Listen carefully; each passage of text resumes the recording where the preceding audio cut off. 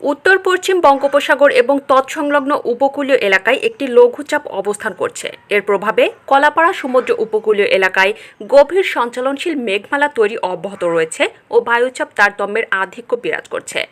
পটুয়াখালীর কুয়াকাটা সংলগ্ন বঙ্গোপসাগর কিছুটা উত্তাল হয়ে উঠেছে।